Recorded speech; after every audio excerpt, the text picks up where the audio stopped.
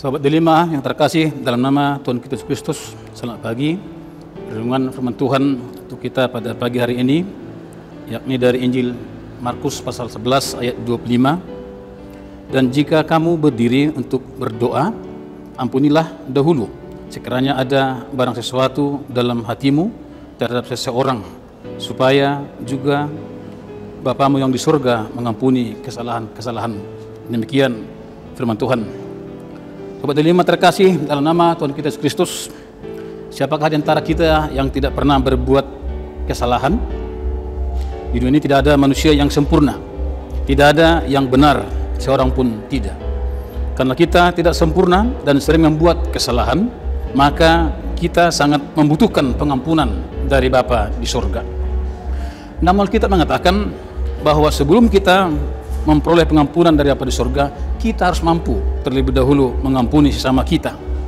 Sebagaimana Tuhan Yesus berkata, karena jikalau kamu mengampuni kesalahan orang lain, maka kamu akan mengampuni kesalahan kamu juga. Sebaliknya, jika kamu tidak mengampuni kesalahan orang lain, Bapamu surga juga tidak akan mengampuni kesalahanmu. Sahabat Delima yang terkasih dalam nama Tuhan kita Yesus Kristus, sebagai anak-anak Tuhan, kita harus mempunyai sifat pengampunan.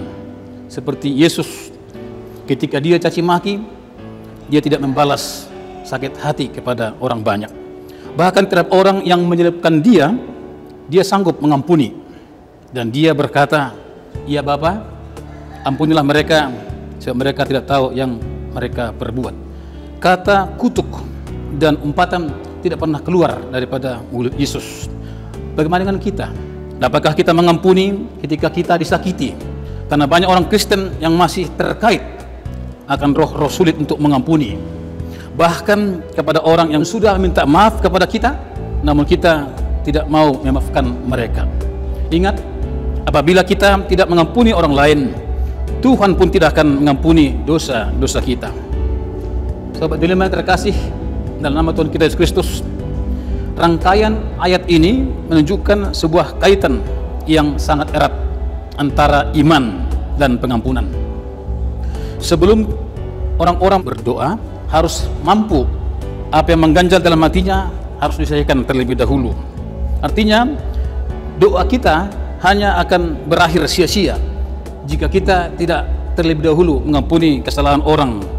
Jangan berharap doa kita didengar oleh Bapa di surga jika kita masih menyimpan sakit hati, dendam terhadap orang lain. Selain itu, terus mendendam dan tidak mau mengampuni akan membuat doa-doa kita terhalang. Sungguh, perihal pengampunan ini memegang peranan penting dan sangat menentukan terhadap doa-doa kita yang didengar oleh Tuhan atau tidak.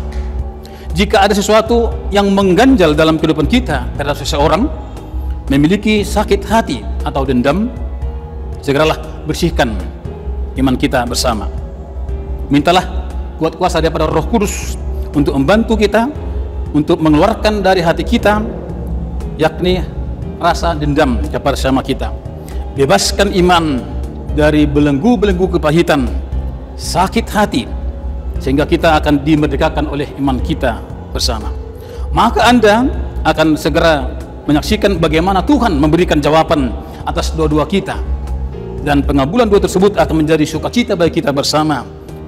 Marilah kita ingat nasihat orang bijak, yakni Thomas Brooks, yang mengatakan bahwa doa tanpa kesungguhan dan pengampunan sama seperti anak panah tanpa kepala, pedang yang tidak ada ujungnya, dan burung tanpa sayap. Untuk itu, saudara kasih, jikalau kita mau meminta kepada Tuhan lewat doa dan permintaan kita, marilah ampuni terlebih dahulu sesama manusia, agar doa kita dikabulkan oleh Tuhan, maka hidup kita akan bersukacita dan menjadi kemuliaan bagi nama Tuhan. Amin.